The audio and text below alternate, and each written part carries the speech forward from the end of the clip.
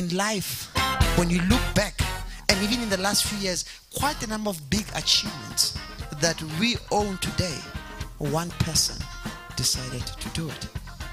If that person never made the call or made the decision to act on that thought, so many things wouldn't have happened. Many of us avoid the prospect of failure.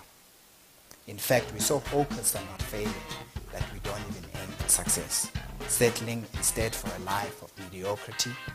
But failure and defeat is really one of life's greatest teachers, as I've come to learn. It's quite simple. Do the ordinary and expect the extraordinary. And the reason we came up with that, we realized very quickly that it's by doing a combination or a number of ordinary things that when those things are combined, people are like, wow, what an extraordinary individual. But it was not extraordinary activities, it was ordinary activities that me and you are scared of taking.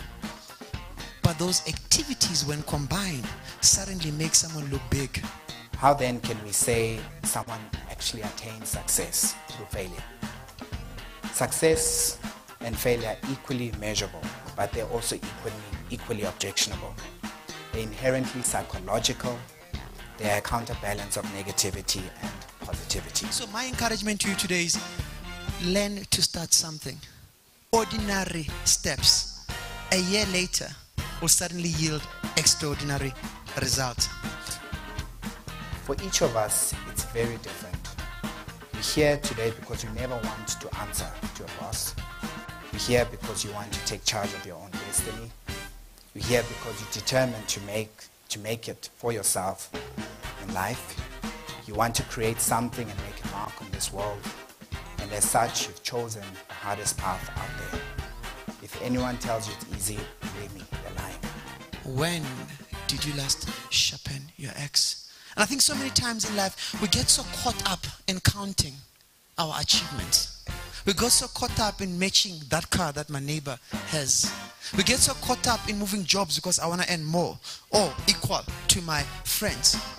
But we forget to take time and sharpen our souls, our mind, get together and learn from people who started something.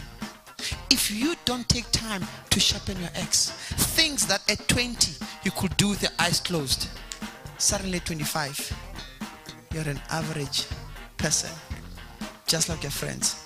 At 30, you're even scared to think about that thing. Each one of us measures success very differently. For some, it's really scoring the first deal, getting that job. For others, it's when that deal hits the multi-millions. For others, it could just be a listing on a stock exchange or getting a position of your dreams. Equally, people measure success very differently. It could be something as simple as failing an exam or an experiment going wrong or being an international sports star and not winning every time or not getting the goal in. Are you willing to actually take that step where you're going to be so alone that you feel naked? You're not even sure if what you're standing for is actually real. But it's those type of people that actually change this world.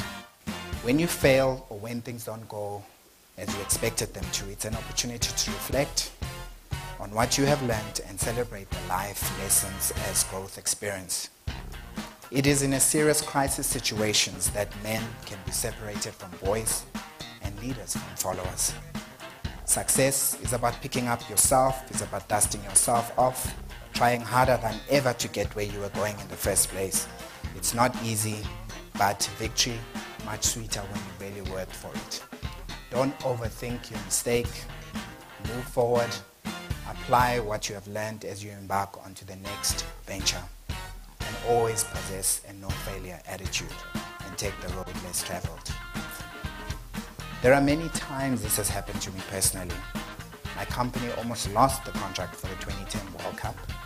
We were a reserve bidder, wild card if you will, but we worked tirelessly with great effort and won a life-changing contract so we could do business on the continent today.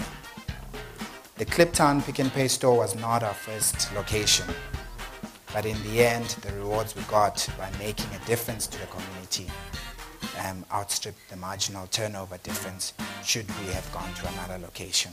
Today I want to encourage you to start something. Start planning. You don't know when the planning will yield the result. But there's nothing as painful as when results come in to a person who has not planned.